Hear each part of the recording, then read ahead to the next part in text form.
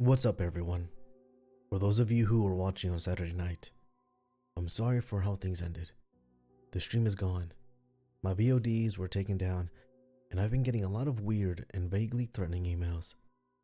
I'm writing this because I need to get the story out there, in a place they might not be able to scrub so easily. I need to warn you about Black Ridge. For those who don't know me, I have a YouTube channel where I do solo 24-hour lockdowns in haunted places. I'm not one of those scream at every noise types. My approach is more technical. I set up a multi-cam live stream, run audio through a dozen filters, and spend my time trying to document, debunk, and understand. For my season finale, I scored the jackpot. Exclusive access to the abandoned Black Ridge Observatory. The place is a legend in paranormal circles. Built in the 50s, decommissioned in the late 80s. It sits on a remote mountain, a crumbling concrete dome like a skull watching the skies. The stories aren't your typical ghost fare.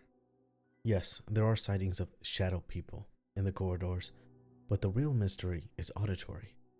For decades, even after it was shut down, radio hobbyists and SETI enthusiasts would pick up a strange, repeating signal coming from the observatory's coordinates.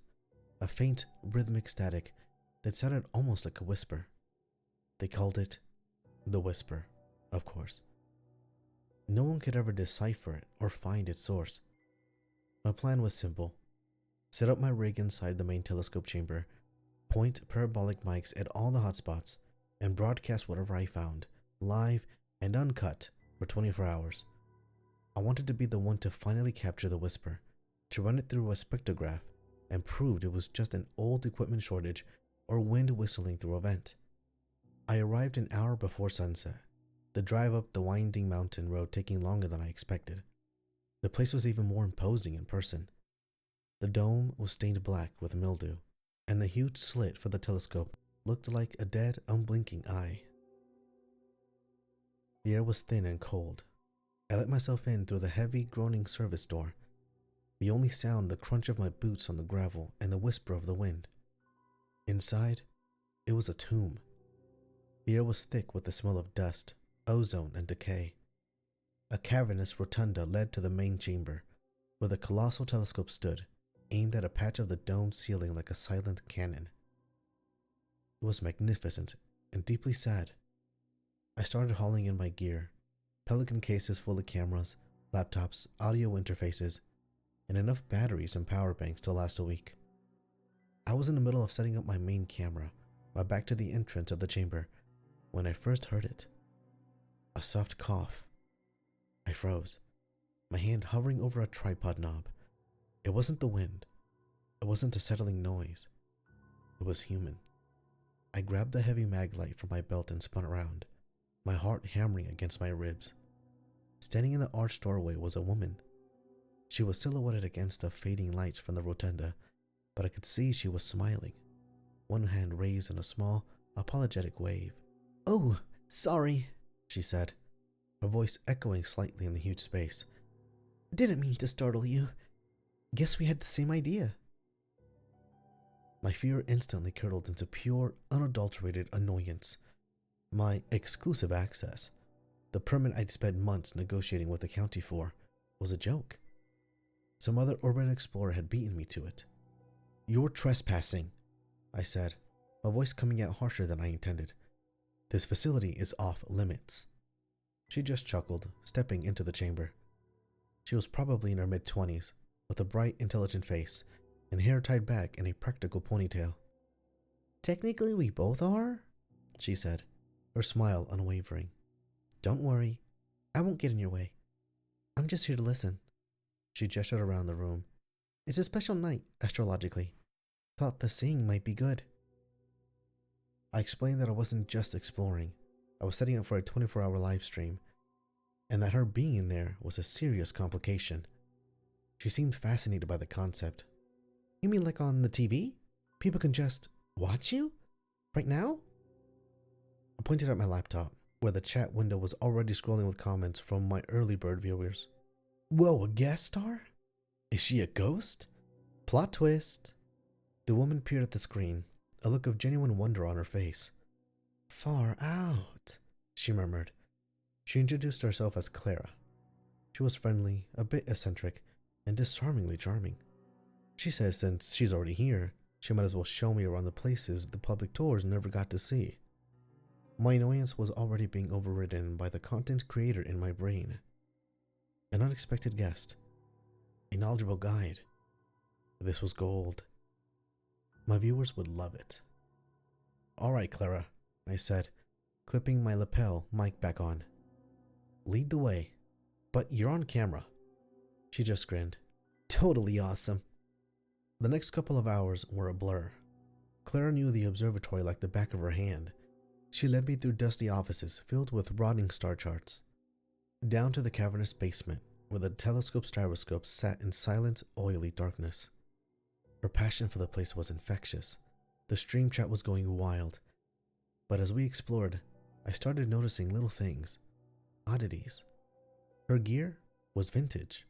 Her flashlight was a huge, heavy-duty silver beast that looked like it took 6 D-cell batteries. Her backpack was a simple, frameless nylon sack with faded patches. Then it was her speech. Things were bogus or Maxon. The real record scratch moment came when we were talking about sci-fi. I know, right? She said, her eyes alight. It's as cool as the new Star Trek movie. The one with the ear slugs? Totally awesome. I laughed. Which one are you talking about? There's like 3 new shows and a bunch of movies. She looked at me, her head tilted in genuine confusion. The new one? The one where Spock dies. It just came out this summer. A cold feeling trickled down my spine. The Wrath of Khan. That movie came out in 1982. I pointed it out, and she just got a confused look on her face before smiling brightly and changing the subject. The moment stuck with me, a profound, inexplicable weirdness. Later, while we were in the library, she was telling me a story about one of the astronomers. He used to say that looking into the telescope was like looking into the eye of God. She said, her voice soft. You know, for all the spooky stories, it's actually a pretty peaceful place.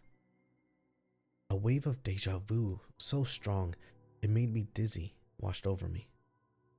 I couldn't place it, but I felt like I had lived that exact moment before. Trying to shake it, I told her I wanted to explore the library on my own for a bit, get some solo shots. She readily agreed and headed off toward the control room, humming a tune I couldn't quite place. I needed a moment to myself, to let the logical part of my brain take over again.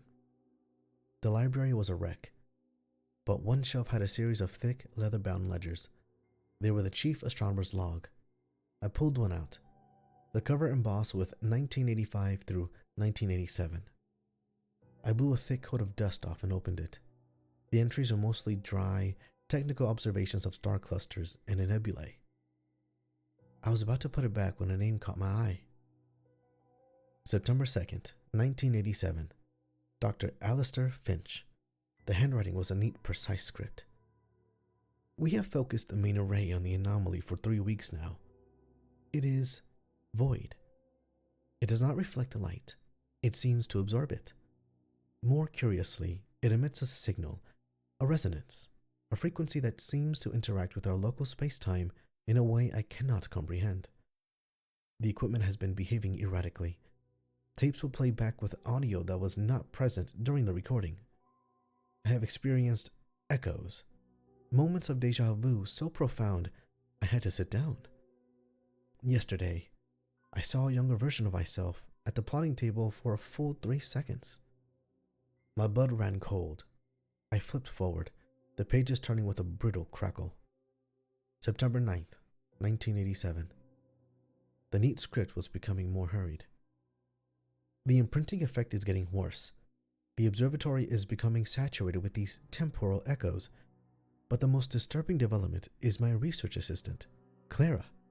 She is my brightest, a brilliant young woman with an intuitive grasp of cosmology, but for the past 2 days, she has been repeating.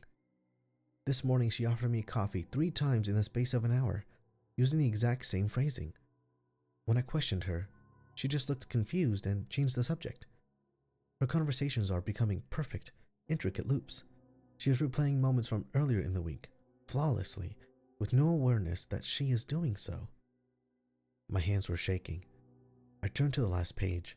The handwriting was a frantic, barely legible scrawl, the pen having done deep into the paper. September 12th, 1987. It's the object. It's not just observing us. It's recording us, imprinting us onto the very fabric of this place. The whisper. It's the sound of the playback. 1,000 moments layered on top of each other. Clara is gone. The person I knew is gone. She is no longer a person. I have to get out before I'm recorded too. That was the last entry. Below it, someone, probably a county official, had taped a small yellow newspaper clipping.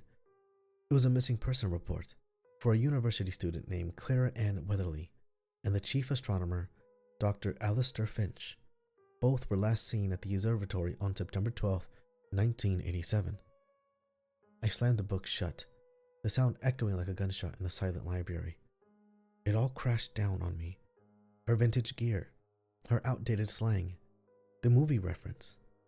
I scrambled back to my laptop, my heart pounding in my ears. I had to see the chat.